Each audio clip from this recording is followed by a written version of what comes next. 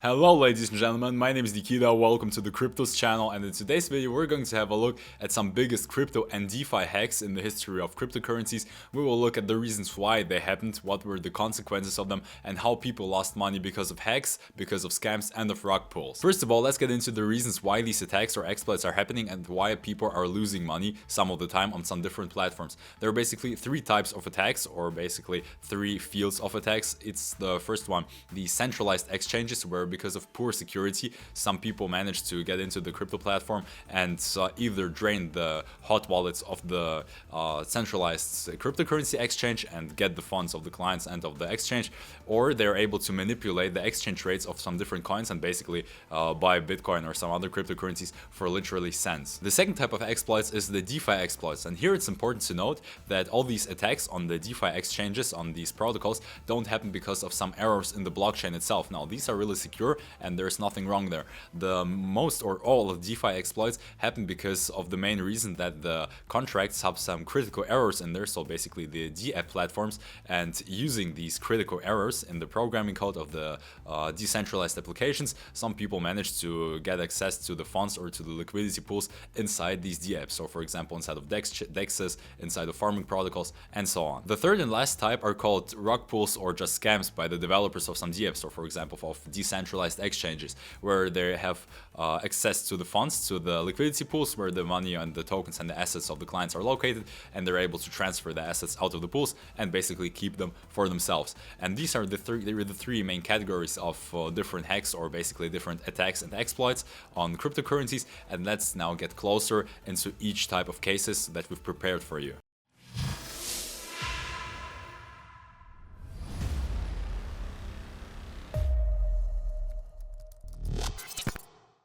First exploit in our list, and they're not ordered in any terms, so not in terms of the amount of funds that was stolen or just in any preferences at all. They're just randomly in the list, and all the stories are unique, so we wanted to share them with you. But the first one is the Polynetwork exploit, which costed more than $600 million to the developers, or almost did cost $600 million to the developers. What happened here? This is basically a cross-chain swap platform which allowed to transfer its users the funds from one chain to another chain. And so basically the white hacker has drained all the liquidity pools, or most of the liquidity pools on the exchange, and he took 2,850 ether, which were costing about, at this point of time, $267 million. Now it's more. He took 6,600 Binance coins worth more than $250 million and $85 million in USDC stable coins. The way how this exploit worked is because of the functionality inside the code of Polynetwork that's granted the access of the funds inside the smart contract to another smart contract. So basically you could have ordered one smart contract to tell the other one to transfer the funds out of its own smart contract into the wallet of basically anybody. And this was what exactly the exploiter has done, the white hacker, and he just cycled the smart contracts all in one and basically took all the funds from the smart contracts to his own wallet. And basically this granted him the access to $600 million or even a little bit more. These errors maybe could have been fixed in advance before somebody would exploit them, but the reason why this didn't happen is because the Polynetwork, even though it had such a giant amount of funds locked into them, did not have an audit by any audit firm. An audit firm or company is basically checking the smart contracts for errors, for exploits, basically removing them or fixing them. They did not have it. Basically they kept their code secret, so no other company could have steal it and use it on their own website or on their own DApp, and this came with the cost of $600 million being taken out of the platform by the white hacker. The great thing about the story is that the hacker did return the funds. So he first of all transferred to the platforms a few days after he exploited $5 million US and said, yeah, I'm ready to return the funds if you fix the errors and if you start to work properly. Then later he transferred another $250 million in other cryptocurrency back to the wallets of the developers of the Polynetwork, and later, after talking to them for a little bit longer, for a little while, he transferred all the rest of the money and and all the rest of the assets and tokens. So basically this was a good thing for the platform. As we all know, the users of the platform have returned their own money and everything went fine. And why this happened, the hacker said, I did it just for fun in the first place, but also I've seen this critical error. I was testing the smart contracts and I realized that I need to transfer the funds out of the smart contracts and to keep them safe before anybody else just steals them. Maybe he didn't steal the crypto completely because of how hard it will be to transfer such a great amount of basically cryptocurrency into fiat money. Just it will be literally impossible to stay anonymous after doing so. But as he said again, he just did it for fun and to help the platform, and we'll leave it up to that because the funds are returned by now. The second example is also a DeFi one, and the exploiter has managed to steal $11 million out of YearnFinance, a protocol you're maybe all familiar with. And what happened there is he exploited the smart contract for all the funds that were inside this particular pool or protocol, and there were $11 million. Unfortunately for him, and fortunately maybe for somebody else, he managed to keep only $2.7 million because all the other money was burned while he was exploiting the pool in terms of transaction fees. The reason why this happened here is again because of an error inside the smart contract of the platform, which allowed the user to borrow the funds out of the platform and basically refund or return the loan with its own tokens, keeping a little bit extra off to his own wallet. So basically he cycled this multiple times, took a lot of funds out of the pool and burned a lot of money in transactions. The good thing is though that the YearnFinance is still up and running, as you know, and it compensated from all the other pools the tokens which were stolen out of this pool. So basically nobody except YearnFinance has lost money. Nobody, I mean, in terms of the customers or the users of this platform. While the exploit was happening, the governance token of YearnFinance has crashed by 15% in just literally a few hours. So basically from $35,000 to as low as $29,600 in a few hours. But now again, this wasn't too big of a loss for the platform because it does have a lot of pools, it does have a lot of liquidity, and basically it was a right for them to compensate it for the users, and so the platform feels now better as ever before.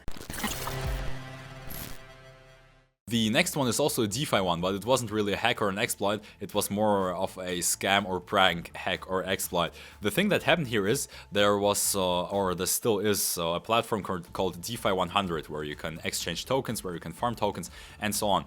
And suddenly one day the platform was looking really normal, something like this, but once the scam hack happened, the platform turned to something more like this. So basically you go to the homepage and there are no buttons, for liquidity, you can take your tokens out, and it just says there, we scammed you guys and you can do shit about it. So basically what happened there, the platform, it really was hacked, but not the DeFi pools itself, not the wallets of any kind of the platform, but more the homepage. So basically the scammers or the hackers have changed how the website looks, removed all the liquidity buttons, and basically pranked its audience with something like this. Of course, lots of people got scared and anxious just because they thought their money was gone and there were no buttons for accessing the liquidity pools. But just as a little side tip, if something like this ever happens to you, so if you either forget the website you were staking or farming your tokens on, or if the website removes the buttons like in here, you can always access the funds if they're still in the pool by the scanners of a particular blockchain. So for example, with Etherscan or with Binance Smart Chain Scan, you can just take the funds out there manually if you still have access to your wallet, which you used for staking or farming the funds, of course. So basically there are lots of YouTube videos about how to do this, so how to access a farming platform through the scanner and how to take your liquidity out of there. After this has happened, this went really viral because everybody of course thought that it was a rug pull. Well, what else would you expect if you see something like this on a farming page?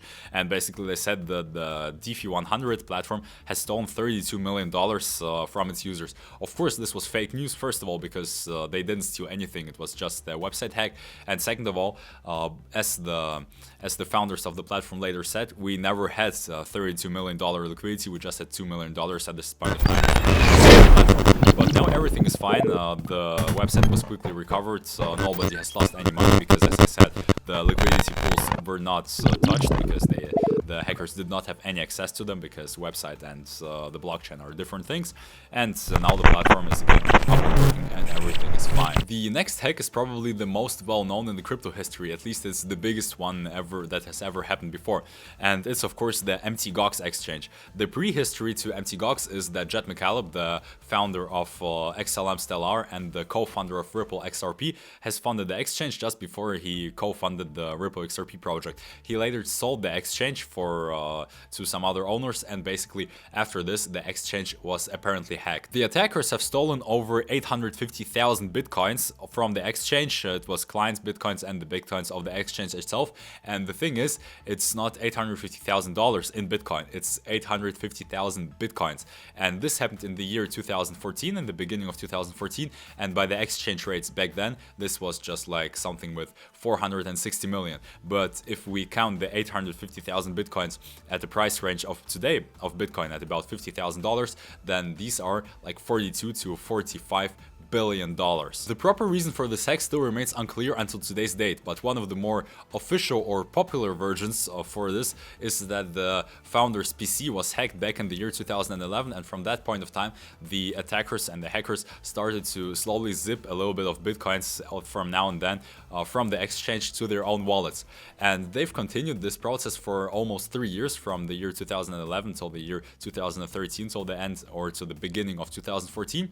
And why nobody has recognized it in like basically 2 to 3 years range is only because of poor staff communications, as they say, on the exchange itself. So from the year 2011 until the year 2014, the attackers were slowly transferring portions of Bitcoin from the exchange hot wallets to their own wallets. And the thing is, again, yeah, nobody recognized it. So by the beginning of 2014, the exchange was completely bankrupt, and it could not pay for the client's Bitcoin that they're apparently stored there. So yeah, the numbers of Bitcoin were there, but the Bitcoin itself was missing on the hot wallets. Even until today's date, the stolen Bitcoin could not be found and nobody could claim it. And of course, the clients did not receive any compensation for this basically inconvenience. And lots of people are still waiting for MTGOX to repay them their Bitcoin, but unfortunately, I guess they will never get the refund. The next case is also a DeFi one. It's called Meerkat Fiance, and it got attacked just 1 day after it was launched. And the attackers have stolen $31 million of the DeFi project of the DEX and farming protocol. And the community thinks that it was a rug pull, that the developers have taken the funds out of the protocol and just scammed them. But the developers have quickly tweeted that no guys, we were hacked, we're sorry. The developers have published in their social media groups that their protocol was hacked and that the attackers again have stolen $31 million of funds. 14 million of which were in Binance's stablecoin BUSDT, and they have stolen further 73,000 BNB, which at this point of time was about $17.5 million.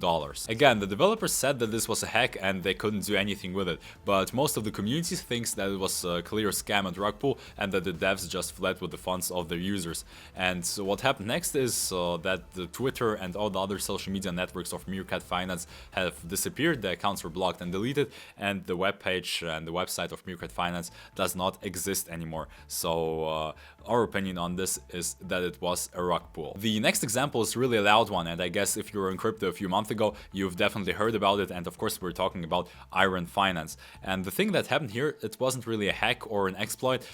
There were just some protocol errors, which a series of which has led to the bankruptcy of the DeFi protocol, the first bankruptcy of cryptocurrency ever in the world. And this was done with the help of some whales of selling off their tokens. Let's get a little bit into the complex, or the decently complex tokenomics of the project, just to understand why and how this happened. So let's start with the tokens that were included there in the process. YearnFinance did have two types of tokens. It was Titan and it was Iron. And the thing is, what you could do with the protocol is that you could mint Iron with the help of Titan.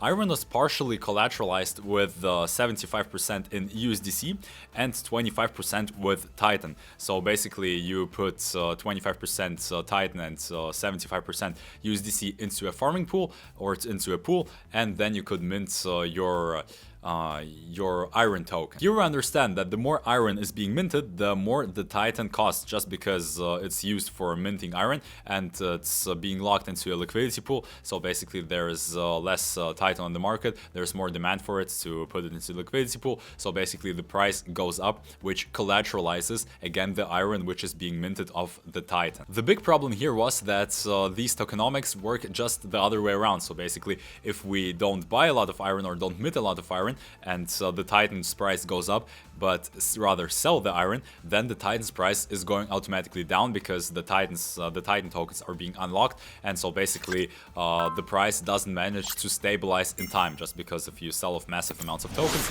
then the protocol needs to recount the collateralization rate of Titan to iron. And this is basically what happened. Some whales have probably recognized it, or they didn't recognize it at first and recognized it just by chance later. But what happened is they started to sell off large portions of iron, and so basically freeing Titan from the liquidity protocol. The Titan's price has dropped, and the protocol did not manage in time to correctly collateralize the iron with the Titan tokens, because the Titan's tokens price was constantly changing. This created an arbitrage opportunity. So basically you could sell off your iron, you get the Titan's tokens. With the Titan tokens you can buy even more iron, and basically this was like a cycle to death, because everybody started to sell off their iron tokens, then buy more, and then sell them again, and this led to the protocol's token iron, Titan I mean, falling from $65 to basically like $0.00035 in about a few hours. Here again, you can't really call this an exploit, it's just as it happened. So there was a huge dump, the protocol didn't manage to count the proper rates or exchange rates in time, and lots of people have lost money. Basically everybody has lost money who was holding Titan, and so the iron tokens, just because on the way when you were exiting the pool they were literally worthless, the tokens that you had. So the only chance to save your money was to sell the iron tokens and Titan tokens in time, just because you will then be in stable coins or in some other coins and everything will be alright. Everything other was like you will be left over with some iron or Titan tokens, which wouldn't be worth literally anything. And the project has dropped dramatically. It had a market capitalization of over $2 billion, and now it's worth like only $320 million. The remarkable thing about this is that the Titan developers did not give up on the project, and they're running it now on different blockchains in different situations. I hope they did fix all the issues that were wrong there before with the price calculation. And now they've got again the market capitalization of $300 million, and it's of course not the $2 billion that were there before, but they're still trying to improve their product and kind of restart everything that they were doing. These were the main examples of the DeFi and CeFi hacks in our today's video. There were all different examples out of different cryptocurrency spaces, which we just wanted to mention, so you know that actually the cryptocurrency is never completely safe, and that there are always possibilities that you can lose it, even not because of price drops, but because of some other things that we cannot really control. We've got another story to tell. It's a story about us, how we lost a little bit of money on an exchange that was hacked just really recently. So let's talk about this one. So the final example, or a little personal story that we wanted to tell you, is a situation that happened to us, like really ironically right in the moment where we were writing the script and when we were preparing for this video.